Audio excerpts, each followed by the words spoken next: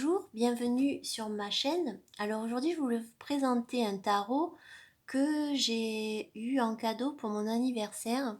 C'est le Modern Love Tarot d'Etony avec les illustrations de Lucy Morningstar. Donc c'est un tarot qui arrive dans une boîte en dur et qui a un touche un petit peu pêche qui s'ouvre comme ceci. Voilà, et l'intérieur de la boîte est comme ça. Voilà. Et donc à l'intérieur, on va retrouver le livret qui est épais et bien sûr le plus important, les cartes. Alors pourquoi j'ai voulu avoir ce tarot? Parce que je trouvais qu'il était bien représentatif de la vie actuelle, de la vie quotidienne, où on retrouve toutes sortes d'amour, amour entre hommes, entre femmes, dans un couple homme-femme, l'amour aussi familial, l'amour de soi, et c'est un jeu qui reprend vraiment le thème de l'amour au sens large du terme. Donc, dans le livret, on va retrouver plusieurs tirages qui vont être orientés relation, c'est-à-dire un début de relation, une relation qui est déjà établie, comment faire pour l'améliorer, et aussi un tirage pour l'amour de soi. Donc aussi, j'ai trouvé ça très intéressant. Et puis, donc, pour les arcanes majeurs, on va retrouver l'illustration de la carte en couleur et l'interprétation générale de l'arcane ici du fou. En haut, on a aussi des mots-clés. La représentation un petit peu fun du fou.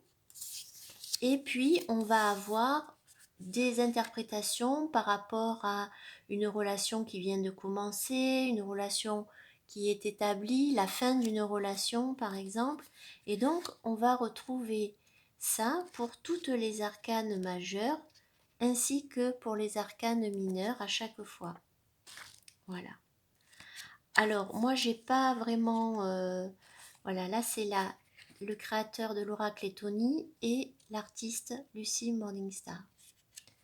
Voilà, il est très joli, il a un toucher pêche aussi. Ce jeu est assez unique finalement, puisque voilà, hein, c'est vraiment un jeu qui tourne autour de tarot, qui tourne autour de l'amour. Donc, les cartes, elles sont de très bonne qualité. Elles ont un aspect mat.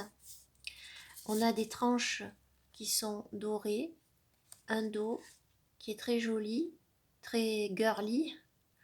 Voilà, c'est quand même un jeu qui est très féminin, je trouve, qui est féminin. Et j'aime son authenticité parce qu'on a autant des gens d'âges différents, de cultures différentes, de corpulences différentes. Et ça, j'aime bien. J'aime bien la diversité comme ça. Et c'est voilà, c'est la vie telle qu'elle est, quoi, hein, avec ses différences. Et c'est ce qui fait son charme. Donc ici, on commence avec les arcanes majeures. Donc je vais prendre les arcanes majeures. Voilà. Donc les arcanes majeures, on a ici le fou. Voilà, donc on a cette personne qui est là et qui est un petit peu witchy avec ses bougies, son grimoire, sa coupe. Le tableau ici de Botticelli, la naissance de Vénus. Donc voilà, la naissance de quelque chose, comme le fou qui commence son chemin. On a le magicien qui est la magicienne ici, donc on va retrouver les éléments des suites. Et c'est une femme. La grande prêtresse que j'aime beaucoup parce qu'elle a un certain âge et ça lui donne ce côté sage aussi dans la grande prêtresse. L'impératrice qui est particulière ici, hein, elle a beaucoup de notes de vert. Donc on est vraiment dans la nature, hein, la création, et puis elle est enceinte aussi. L'empereur, donc là on a un peu le mec en place avec son costard, qui est sur un jeu d'échecs. Donc ça représente quand même bien l'empereur avec ce côté de diriger les choses, son côté d'autorité. Et puis on a le bouc ici, il y en a deux. Le hiérophante, on retrouve ici une représentation égyptienne, donc on a une femme hiérophante. Les amoureux, et bien là c'est les amoureuses. Donc voilà, et puis on a ce serpent, hein, le serpent qui est là, donc il y a aussi une question de par rapport au choix. Le chariot, que j'aime beaucoup, avec ces deux petits chiens là. Un qui a l'air plus de savoir où il va, l'autre il va aussi, mais il a besoin d'un équipement particulier, donc c'est intéressant.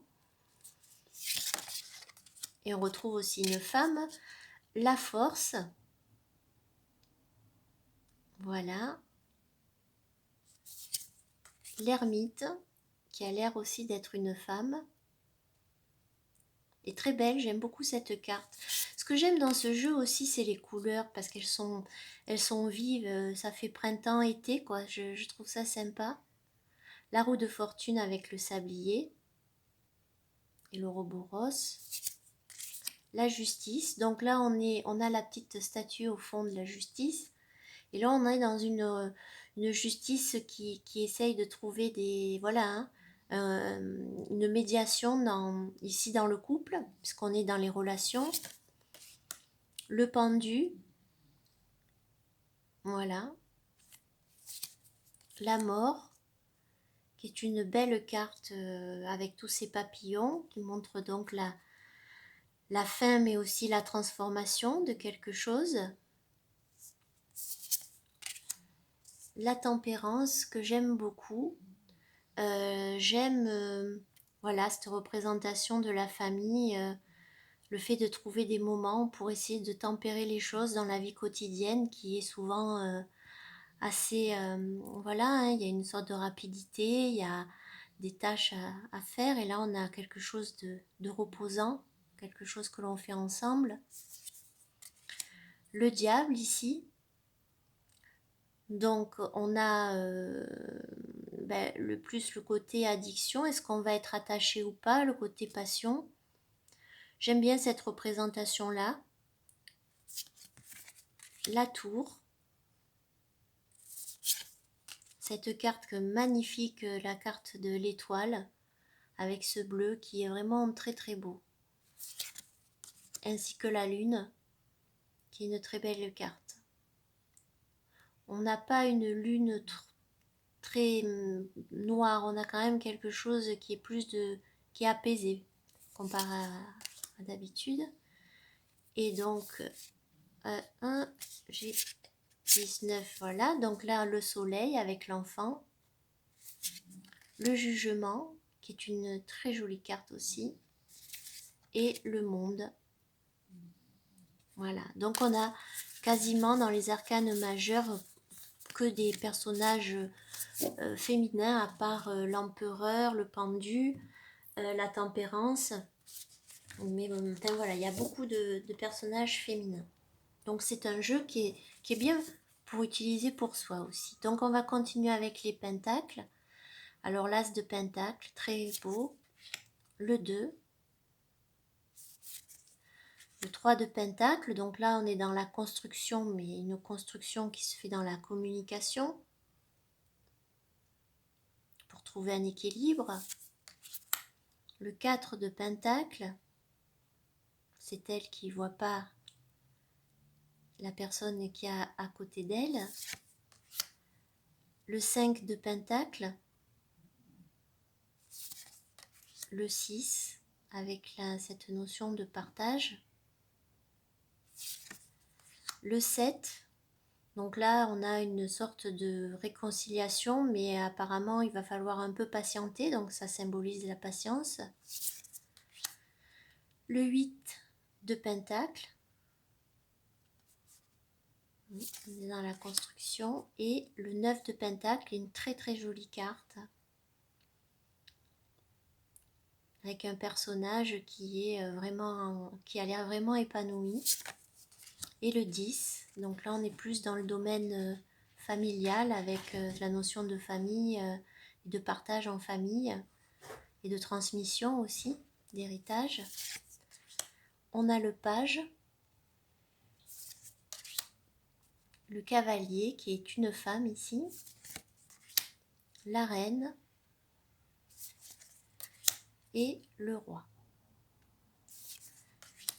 Après on passe au bâton.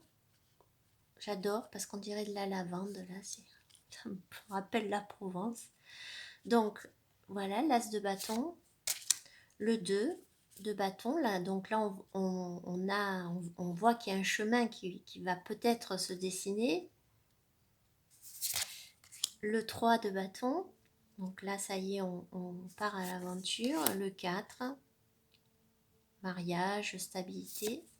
Le 5, c'est un peu des conflits, mais voilà, ce sont des conflits un petit peu superficiels, pas très, pas trop très importants. Le 6, avec cette victoire sur le handicap. Le 7, voilà, je défends mes convictions avec ces deux femmes ensemble. Le 8, voilà. Le 9, bon, on est un peu dépassé. Et le 10, on a beaucoup de choses à porter. On a le page. Donc en fait, c'est un tarot qui est quand même facile pour un débutant parce que les illustrations ne sont pas compliquées à comprendre. Voilà, j'aime beaucoup le roi de bâton, ça change, c'est original dans un tarot. Et donc voilà, il est facile à comprendre pour un premier tarot. Le 2 d'épée, donc on voit bien. Le 3. Le 4. Le 5 d'épée. Donc c'est un tarot voilà, qui est féminin, qui est facile d'accès, qui est coloré, donc qui a une énergie, voilà, une énergie chaude, je trouve, qui est sur les relations, voilà, les relations humaines en général et sur la relation à soi aussi. Donc c'est pas un tarot qu'on doit utiliser obligatoirement pour les relations amoureuses. Moi je sais que c'est un peu mon tarot aussi à moi, quoi. Voilà. Il est fait très féminin aussi, hein. Voilà. Et la reine, le roi. Et nous avons les coupes. L'as de coupe qui est très beau. Le 2 que j'adore. Le 3 qui me fait sourire, qui est très festif. Le 4. Le 5 qui me touche beaucoup. J'adore les illustrations. Le 6 avec le reflet de la petite fille dans l'eau, la nostalgie de l'enfance. Le 7. Le 8. Je pense que c'est l'illustratrice qui s'est représentée. Et après, bon, je ne suis pas sûre. Le 9 que j'aime beaucoup. Et le 10 avec la famille réunie au côté de la maison. Le page. Le cavalier. La reine. Et le roi de coupe. Donc voilà, en résumé, c'est un jeu qui est chaleureux, c'est un jeu moderne, c'est un jeu où il y a beaucoup de diversité et c'est un cadeau qui m'a fait beaucoup plaisir. Vous pouvez le trouver sur Etsy, mais c'est vrai que les frais de port sont très élevés puisqu'il part du Canada, donc il faut compter à peu près une trentaine d'euros de frais de port. Donc ce que je vous conseille, même si j'aime pas faire de la pub, mais bon je sais qu'il y a des jeux qui nous plaisent mais qui coûtent quand même assez cher, c'est d'aller voir sur amazon.com parce que vous avez des frais de port qui sont de à peu près 20 euros. Donc il y a quand même bien, on va dire 15 euros d'écart. Voilà. Et bien écoutez, j'espère que cette petite vidéo vous a plu et puis je vous dis à bientôt. Au revoir.